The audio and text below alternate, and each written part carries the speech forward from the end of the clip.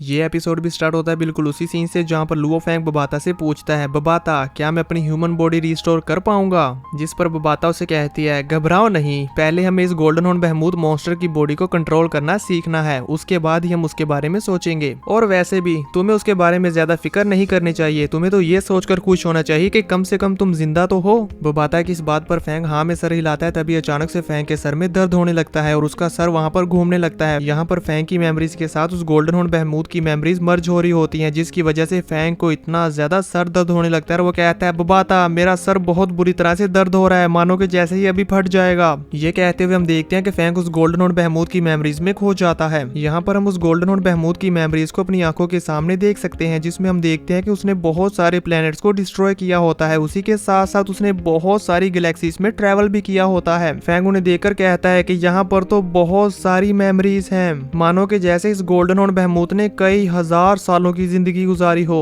इसकी मेमोरीज में इसने बहुत सारी फोर्सेस और आर्मीज को भी डिस्ट्रॉय किया होता है। फैंग बबाता को यह सब बताता है, जिसे सुनकर बबाता उसे कहती है, इसे कहा जाता है इनहेरिटेड मेमोरीज। और फिर वो उसे और भी डिटेल में बताते हुए कहती है कि ये इसकी प्रीवियस जनरेशन की मेमोरीज हैं। इससे पहले जितने भी स्टार बीस्ट गुजर चुके हैं उन सब ने अपनी मेमोरीज आगे आने वाली जनरेशन को पास की, जो कि न्यू बॉर्न गोल्डन हॉर्न बहमूद के लिए बहुत ही इंपॉर्टेंट रोल प्ले करती है। इससे वो लोग बहुत ज्यादा नॉलेज गेन करते हैं और खुद को बहुत ही जल्दी पावरफुल और स्ट्रॉन्ग बना लेते हैं बिना किसी की हेल्प से, अपनी ही मेमोरीज के जरिए। इसका मतलब ये है कि तुम गोल्डन हॉर्न बहमूद के साथ डीप इंटीग्रेशन कर रहे हो और अब उसकी जितनी भी मेमोरीज थी वो सारी की सारी तुम्हें मिल जाएंगी। तो फैंग उसकी इस बात पर कहता है, पर ये बहुत ही ज्यादा मेमोरीज हैं। तो वो बाता उसे कहती है, हाँ वाकई में ही ये बहुत ज्यादा मेमोरीज हैं, तो तुम इन्हें आराम से लो, ज्यादा जल्दी मत करो। शायद हो सकता है कि इसमें कहीं ना कहीं तुम्हारी ह्यूमन बॉडी को रीइन्वेंट करने का तरीका भी छुपा हो। वहीं फैंग को उस गोल्डन हॉर्न बहमूद की मेमोरीज को देखने में काफी ज्यादा दिक्कत हो रही होती है और वो कहता है कि ये बहुत ज्यादा मेमोरीज हैं और इसकी वजह से मेरा सर बहुत ही ज्यादा जोर से दर्द कर रहा है। इस मॉन्स्टर की मेमोरी की वजह से फैंग को यहाँ पर काफी सारी एलियन लैंग्वेजेस भी आ जाती हैं। इसके बाद हम देखते हैं लीडर होंग और वॉरियर ली शान का सीन, जहाँ पर वो दोनों कोमा में होते हैं। एल्डर याओरा, वॉरियर फ्रोस्ट और वॉरियर बीस्ट उनका ख्याल रख रहे होते हैं। अब इसके बाद एल्डर याओरा सभी एल्डर्स को इकट्ठा करके एक मीटिंग करती है, जिसमें वो उन सभी एल्डर्स से कहती है, हमारे मास्टर पिछले कई दिनों से कोमा में है, जिसकी वजह से war god palace intelligent system ने खुद को बंद कर लिया, क्योंकि वो लंबे अरसे से इनएक्टिव था और अभी उसके खुद को बंद कर लेने की वजह से वहां से सिग्नल R03 आ रहा है, जो कि एबनॉर्मल है।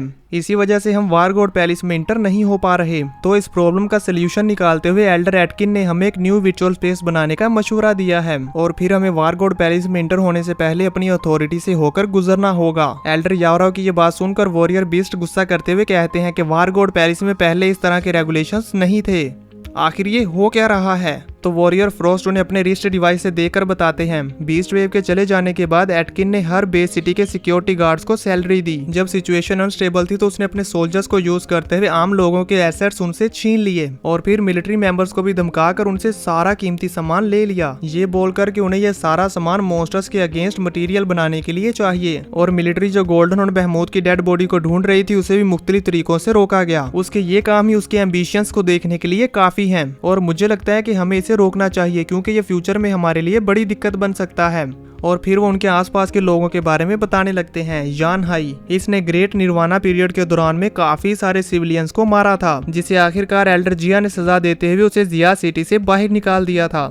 ये है नी हिलू, जो इंडिया से आया है। ये इस वक्त लिडियान मार्शल हॉल का न्यू इंस्पेक्टर है, यानी कि इसने वॉरियर ली शान की जगह ले ली है और अभी इस वक्त ये अकेला प्लेनेट लेवल का मेंटल मास्टर है। जब ये एटकिन के साथ मिल गया तो इसने अपने ही कुलीग एल्डर ली मैंग को लिडियान मार्शल हॉल से निकाल दिया। ये दोनों लोग ही कोई अच्छे इंसान नहीं हैं और अब तो ये तीनों मिल चुके हैं, पता नहीं बेचारे मासूम लोगों का क्या होगा। वॉरियर फ्रोस्ट की सारी बात सुनने और समझने के बाद एल्डर याओरा कहती हैं, अभी इस वक्त हमारे पवेलियन मास्टर और ली शान दोनों ही सो रहे हैं और जो बाकी के एल्डर्स थे उन्होंने खुद को सैक्रिफाइस कर दिया। अब हमारे वर्ल्ड की सिचुएशन यकीनी तौर पर काफी खराब होने वाली है। यहाँ पर एल्डर याओरा काफी परेशान होती है। तभी व्यू चेंज होता और हम देखते हैं दूसरी तरफ लुओ फैंग को, जो कि उस गोल्डन हॉर्न बहमूद की बॉडी को कंट्रोल करने की कोशिश कर रहा होता है। यहाँ उसे इस गोल्डन हॉर्न बहमूद की बॉडी से देखने में भी दिक्कत हो रही होती है, क्योंकि उसे दोनों साइडों से अलग अलग दिखाई दे रहा था। तो अब वो उसकी बॉडी को चेक करने के बाद कहता है कि मेरी सोल इसकी बॉडी के साथ फुली कंपैटिबल है। इसके अलावा फाइनल फाइनली मुझे इसकी सारी मेमोरीज रिसीव्ड हो गई।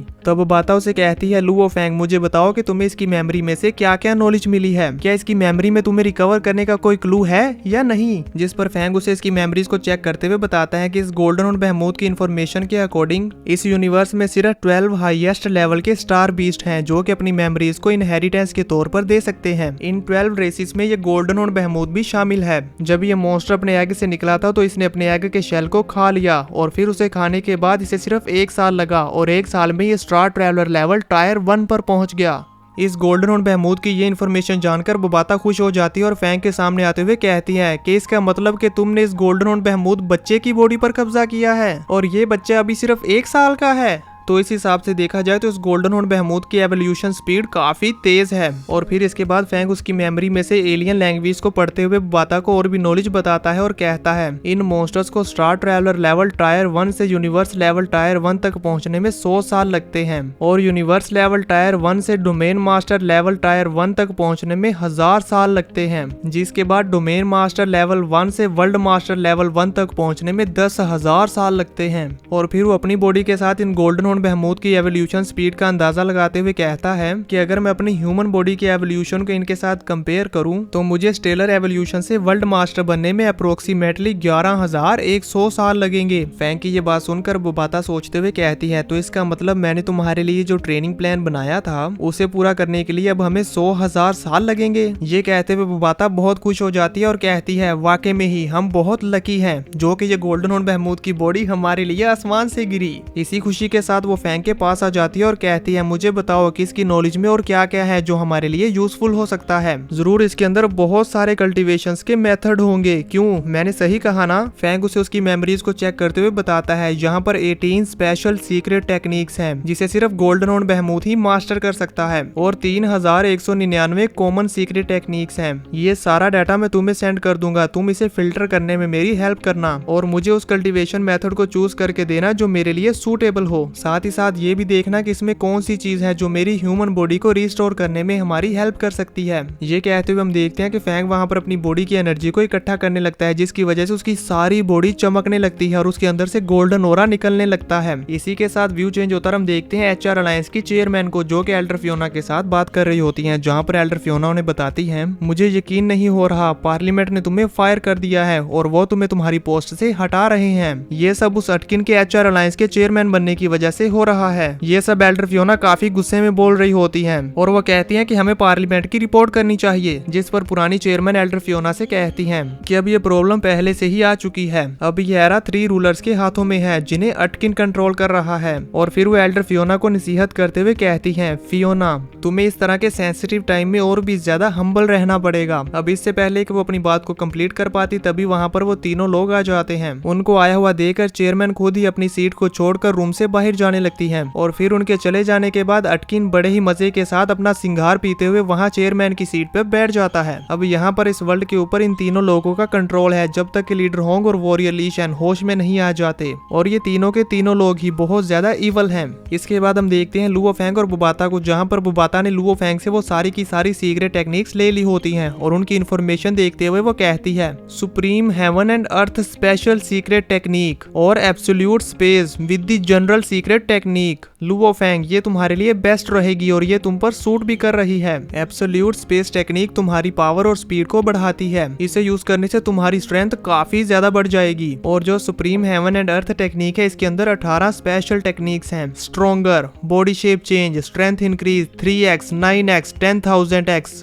वाओ, ये तो तुम्हारी स्ट्रेंथ और स्पीड को बहुत ज्यादा बढ़ा सकती है। इसका इस्तेमाल करके तुम अपने इस गोल्डन और बहमूद की बॉडी को छोटा या बड़ा कर सकते हो, लेकिन इसका वजन बिल्कुल भी चेंज नहीं होगा। जब ये साइज में छोटा हो जाएगा तो बॉडी की डेंसिटी और अटैक पावर इंक्रीज हो जाएगी। जब बड़ा हो जाएगा तो इसके विंग्स ज्यादा पावरफुल हो जाएंगे जिनसे तुम अपनी फ्लाइंग स्पीड तेज कर सकते हो। और जो एब्सोल्यूट स्पेस है वो खुद को प्रोटेक्ट करने में भी यूज की जाती है। Supreme heaven and earth technique power और फ्लाइंग स्पीड को बढ़ाती है। ये दोनों टेक्निक्स एक दूसरे से काफी अलग अलग हैं और जो मेमोरीज तुमने मुझे थोड़ी देर पहले भेजी थी उनके अकॉर्डिंग ये दोनों स्पेशल सीक्रेट टेक्निक्स हैं। और इसी के साथ साथ यहाँ पर 3 और टैलेंट सीक्रेट टेक्निक्स भी हैं, उन्हें भूल मत जाना।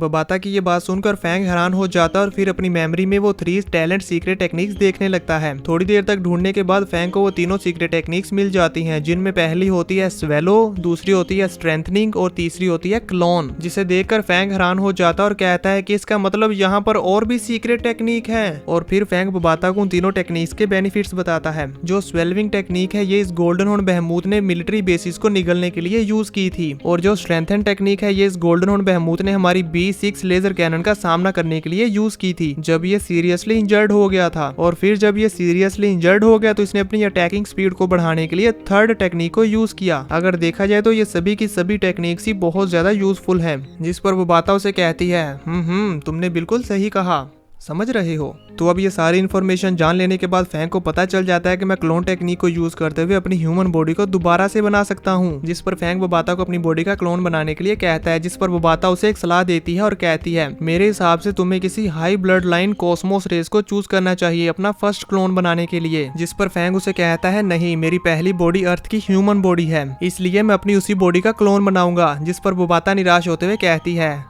तुम अपने पहले क्लोन को वेस्ट कर रहे हो।